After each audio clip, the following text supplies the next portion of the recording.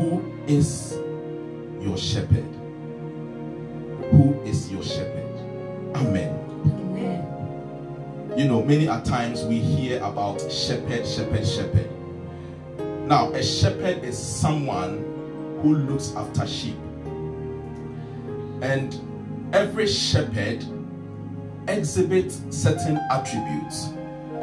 So what they exhibit is to guide the sheep, to protect the sheep, to comfort the sheep, to fight for the sheep, and to watch over the sheep. Hallelujah. Amen. So the sheep puts their trust in the shepherd. The reason why the sheep put their trust in the shepherd is because of the attribute the shepherd possesses of guiding them and looking after them. Hallelujah. Amen. So my theme of asking you who is your shepherd in this context, I am asking you who you put your trust in. Who do you put your trust in?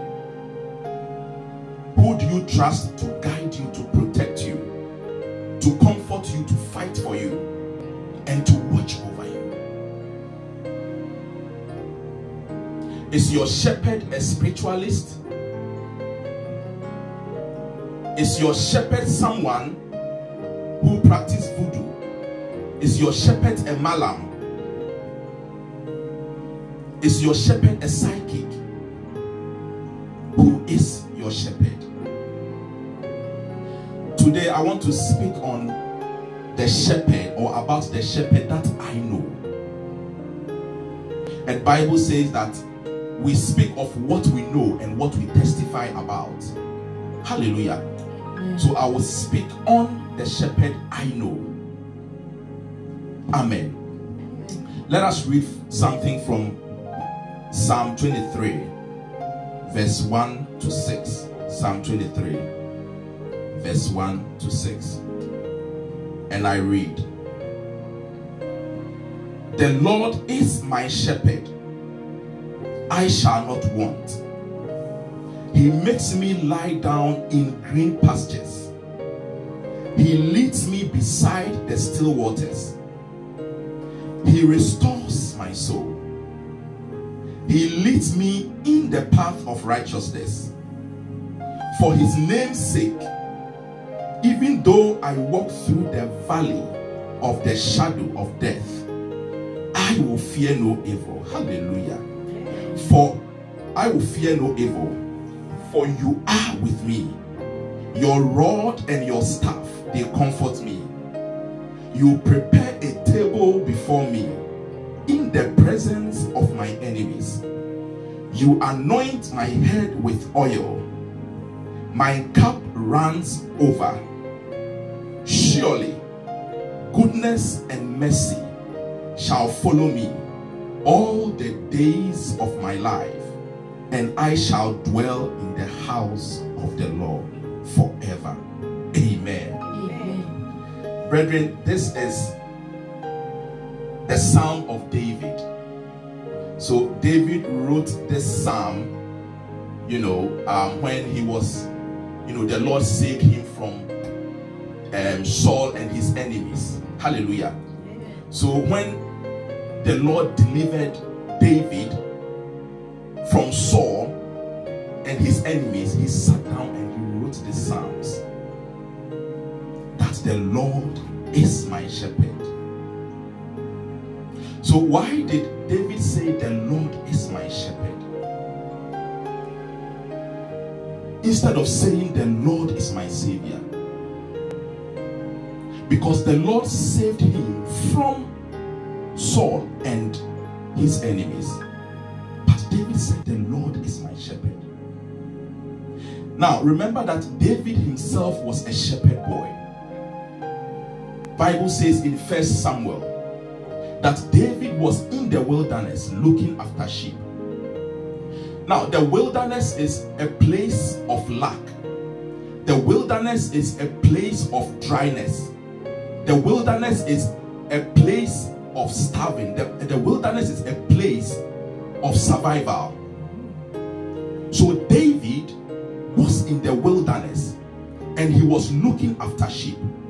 So if David says that the Lord is my shepherd, he knows what he's talking about. The Bible says that anytime a wild animal comes to devour one of the sheep, Bible says David will leave the rest of the sheep, go after the wild animal, kill the wild animal, and then take the sheep out of the mouth of the wild animal. Hallelujah. If you read Luke chapter 15 verse 4, it says that suppose one of you has 100 sheep and loses one of them. Don't you leave the 99 and go after the lost one until you find it? So David was exhibiting the attributes of a shepherd, just like our God. Hallelujah. Amen. And David, as a shepherd boy, Bible says he came home to visit, and his father told him to visit, to go to the battlefield to give food to his brothers. Bible says when he got there, he saw that Goliath, the uncircumcised Philistine, was defiling the army of the Lord. And Bible says that David asked that what will be given to the one who will kill this uncircumcised Philistines. They gave David the audacity to go ahead and fight Goliath. Bible says that when they were about to fight, he said that though you come against me with spears and sword, but I come against you in the name of the God of Israel. Hallelujah. And David was exhibiting the skills of the shepherd in the wilderness, because the wilderness was a training ground for him, a place where he could exhibit those shepherd skills. Hallelujah. So when the Lord delivered David from the hands of Saul, David did not say the Lord is my savior. He said the Lord is my shepherd, because he was comparing the shepherd-sheep relationship to the David-God relationship. Hallelujah. So if the Lord was able to deliver him from the hands of Saul, and the way God did it tells him that God has shown the attribute of a shepherd, then he wouldn't say that the Lord is my savior. He would say that the Lord is my shepherd. Hallelujah. Amen. Now, David as a little boy, all this while grew up knowing that his fathers were serving a mighty God. He knew that his fathers were serving a God who fights for himself. He knew that his fathers were serving a God who is mighty. So he was moving, he was going after the footsteps of his father. But little did he know that his fathers did not tell him that he can possess this God for himself, that he can take this God to be his personal shepherd. So he did not say the Lord is the shepherd. He said the Lord is my shepherd. Hallelujah. Brethren, that means that you can possess God for yourself. You can call God your shepherd based on the relationship you have with him. Based on the relationship David had with God in the wilderness, David was bold enough to call God his shepherd. Hallelujah. I pray in the mighty name of Jesus that you can have, or you exhibit a relationship or establish a relationship with God, so that you can call God your shepherd, just like David did. Hallelujah. Now David said, the Lord is my shepherd, I shall not want. He did not say the Lord is my shepherd, I shall not need. He said the Lord is my shepherd, I shall not want. The reason why he didn't say I shall not need is because the Lord has given us everything we need. If you read Philippians chapter 4 verse 19, he says that, but my God will supply all our needs according to his riches in Christ Jesus. Hallelujah. So David wanted something. Hallelujah. Now, if David says, I shall not want, the want the psalmist is talking about is the desires that we have. David was not in need, but he wanted to get himself free from Saul. So the want here as believers stands for the things that we wish for, the strong feelings that we have, are waiting for something that we have prayed for a very long time. Being it that job, that marriage, that child, promotion, qualification. What do you want? David said, the Lord is my shepherd. And he said, I shall not want. I pray in the mighty name of Jesus that you will be able to stand bold and say, the Lord is your shepherd. You shall not want, because the Lord has said that he will supply all our needs through his glorious son Jesus. Hallelujah. Now, the reason why David said, the Lord is my shepherd, I shall not want, is because a shepherd is someone who knows the terrain. The shepherd knows the surroundings. So when the shepherd is about to take a sheep or his sheep to the field, he knows what area to take them to. He knows where the green pastures are. He knows where the still waters are. Hallelujah. So if the Lord is your shepherd, you will not want, because all your wants, the Lord knows why he is not supplying your want at this time. Because he knows what is around you. He knows the right time for you. Hallelujah. And the Lord as a shepherd can see far. Bible says he knows the end from the beginning. And he, the Lord who began it, Bible says he will bring it to an expected end. And he will accomplish everything in your life. Hallelujah. Amen. And because he can see far, he knows the timing when you need what and when you need what. Bible says that for the revelation awaits an appointed time.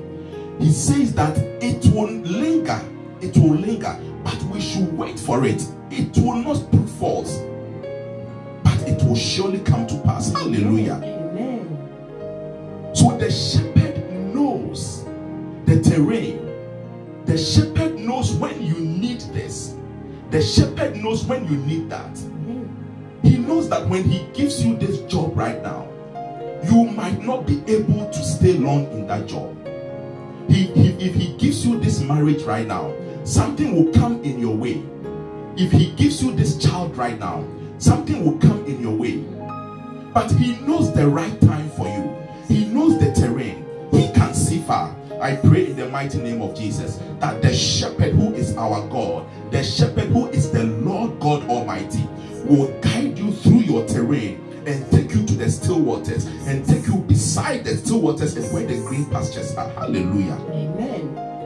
He says that he makes me lie down in green pastures and he leads me beside the still waters. Hallelujah. Amen.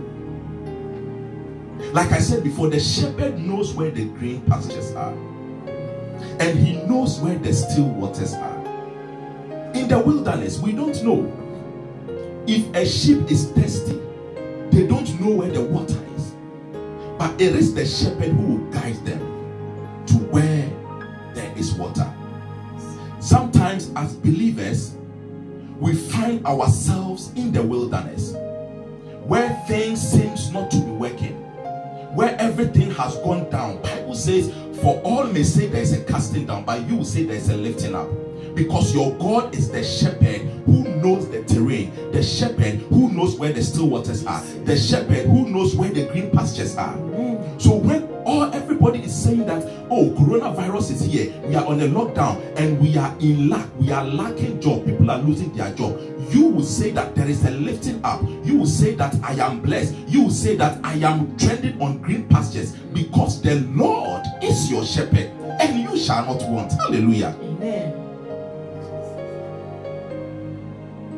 So what did he say? He said that when the Lord takes him to the still waters, he then restores his soul. He restores my soul.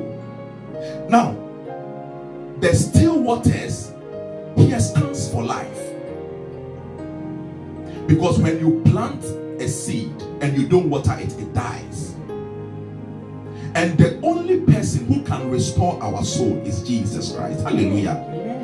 Bible says he is the way, the truth, and the life. And no one goes to the Father except through him.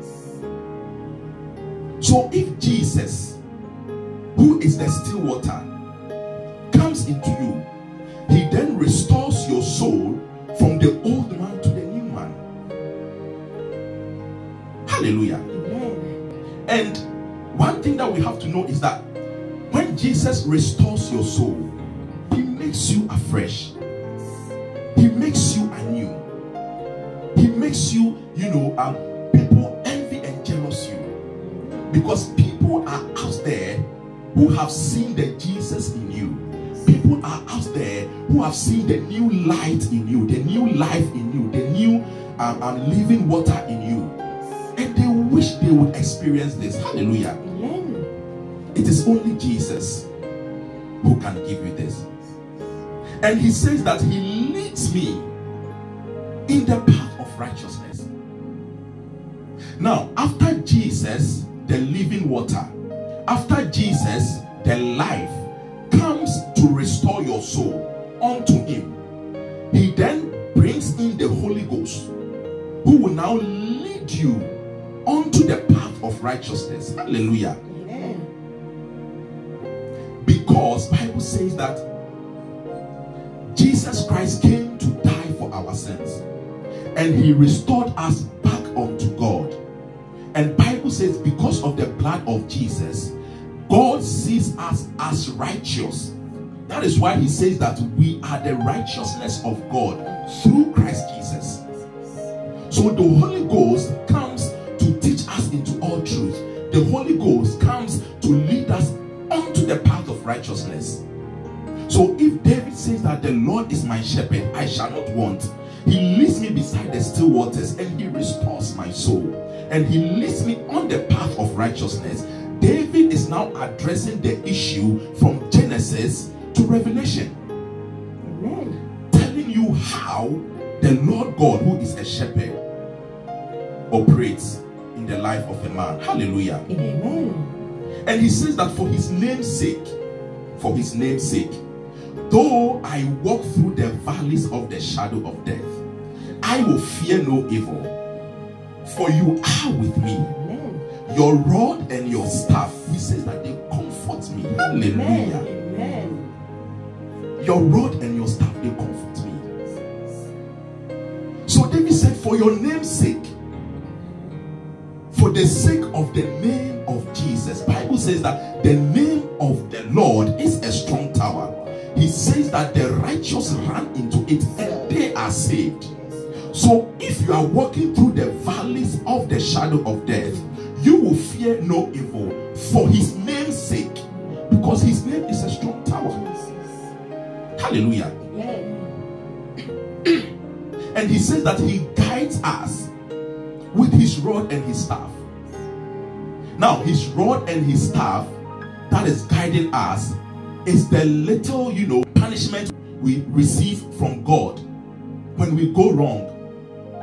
Bible says, even as human beings as we are, when our children ask us for bread, we will not give them a stone.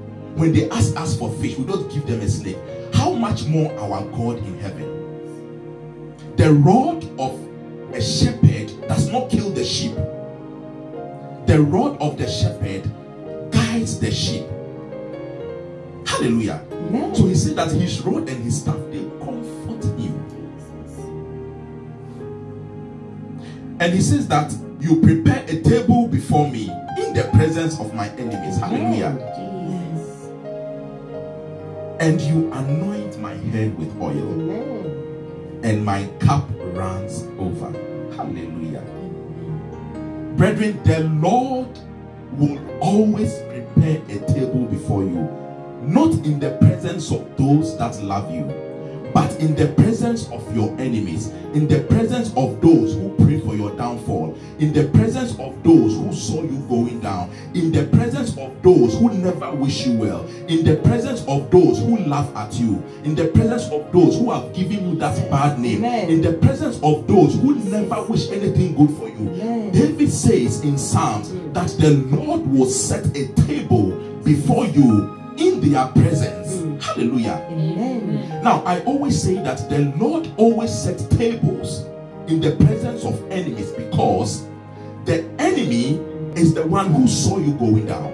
The enemy is the one who wished your downfall. Now, if the Lord set a table in the absence of your enemy, how will your enemy know how great your God is? But when the Lord set a table in the presence of your enemy, then your enemy will know that indeed you serve a miracle working God.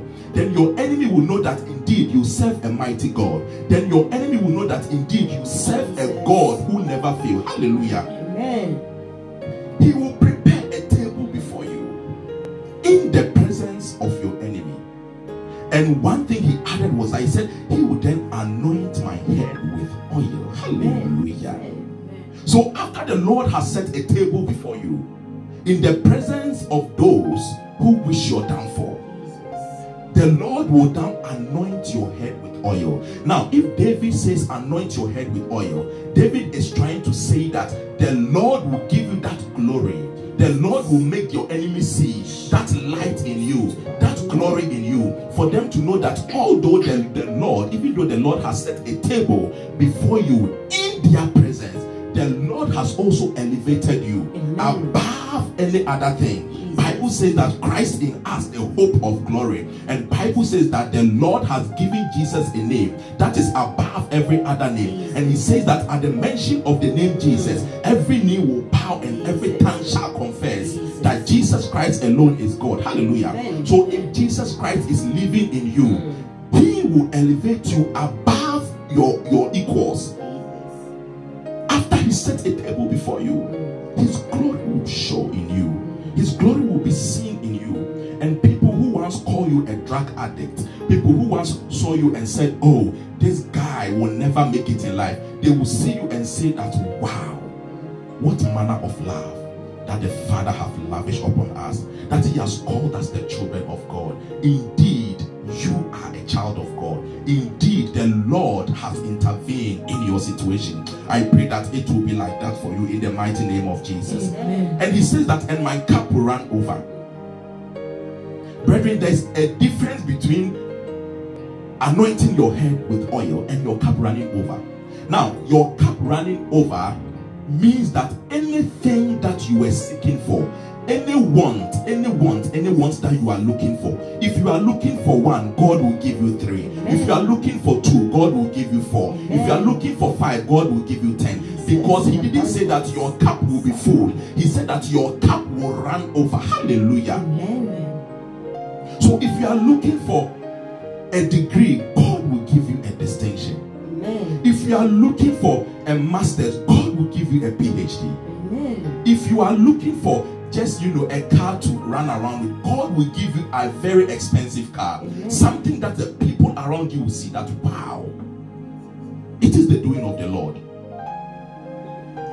Many a times we believe that when we try to save well, that is when we make money. But for your cup to run over, Bible says in Malachi that we should bring all the tithe into the storehouse. And Bible says that God said that we should test him in this and see if he will not open the floodgates of heaven to pour down blessings unto us. He said that we will not even have enough room to keep it. That is your cup running over. Hallelujah. So for your cup to run over as a believer, you need to be truthful in your tithing. You need to be faithful in your offering. So in that case, the Lord will bless you in such a way that it will be abnormal. Hallelujah. And David said that surely goodness and mercy shall follow me all the days of my life. Hallelujah. He says that goodness and mercy shall follow me I pray in the mighty name of Jesus that goodness and mercy will follow you all the days of your life. Hallelujah. Amen. So as a believer, we all have two angels following us. One is the angel of goodness and one is the angel of mercy. And God or the Bible did not say that they will follow you until a certain point in your life. He says that all the days of your life. That means the level of life or how long the Lord has destined you to be on this earth.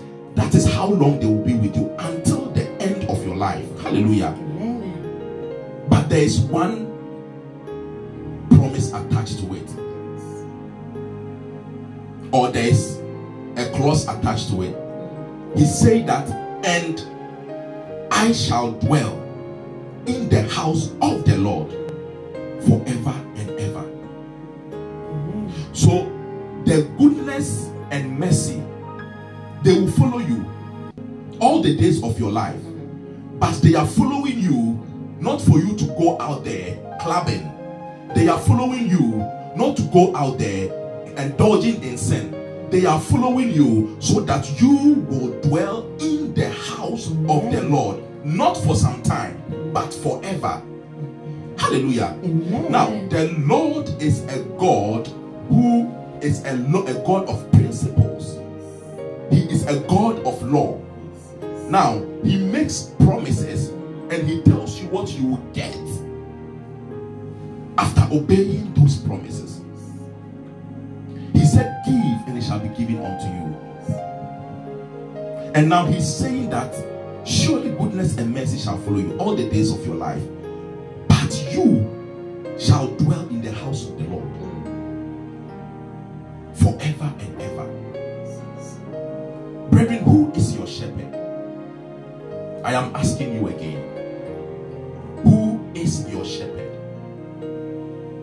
Maybe you might have put your trust in,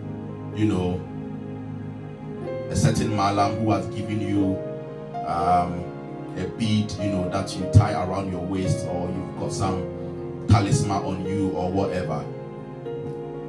These things will fail you. There is only one God and one creator. Bible says that he is the only mediator between God and us. His name is Jesus, and he is able to deliver. He's able to set you free. These things you are holding, this juju, this voodoo, they will let you down. They will destroy your life. Jesus is the only one who can save you, and he is a good shepherd. Hallelujah. Today I am recommending Jesus to you as a shepherd. That if you take Jesus as your shepherd, he is the only one who can set you free, and he will be your shepherd, and you will benefit from all what David benefited from when Saul was looking for him to kill him. Whatever difficulty you are in,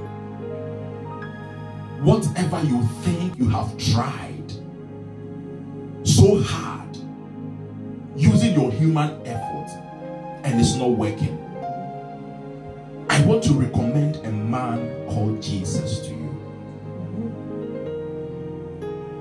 Where our efforts end is where he begins. Until we exhaust all our possibilities, our plan A, our plan B, our plan C, he will never intervene. I am taking this opportunity to invite you to accept Jesus into your life, so that this Jesus, who is a good shepherd, will make you well. It doesn't matter what you have been through, the Lord is able to set you free. If you are ready to accept Jesus as your personal Lord and Savior, the God that David was speaking about, the good shepherd, the one who is able to turn our lives around, if you are ready to accept him, say these words after me. Father, Lord, I thank you for my life. I accept that I am a sinner, and I believe that Jesus came to die for my sins. And I pray that for his sake, even as I accept him On that day when the trumpet sounds, On that day when the trumpet sounds, I know that I will be with him in heaven. I know that I will be with you in heaven. For this sake, I ask him to forgive me my sins. For this sake, I ask him to forgive me my sins. I ask him to come and live in me. I ask him to come and live in me. I ask him to walk with me I ask him to walk with me until the end of my life. until the end of my life. And I promise to also walk with him And I promise to also walk with him until the end of my life. until the end of my life. So help me, God. So help me God. Let us pray. Father, Lord, I thank you so much for the lives of the people who have accepted Jesus Christ as their personal Lord and Savior. Father, Lord, indeed you are a good shepherd. I pray in the mighty name of Jesus that, Father, Lord, you shepherd them through their difficulties. You shepherd them through their life. I pray, oh God, that their Christian lives, oh God, will be guided on the path of righteousness through the inspiration of the Holy Ghost. I pray in the mighty name of Jesus that, Father, Lord, you will make a hedge of fire around them, even as they have accepted you as their Lord and Savior. Whatever demonic challenge, whatever attack that will come upon them, I pray and I break it in the mighty name of Jesus. I set them free of any bondage. I set them free of anything that, oh God, would pull them back into sin. In the mighty name of Jesus, I pray, God, that you reveal yourself unto them, oh God. Let them know you and know you more, so that, oh God, on that day, when you appear in your glory, Father, Lord, we will all join you in heaven. In the mighty name of Jesus. Amen. Amen.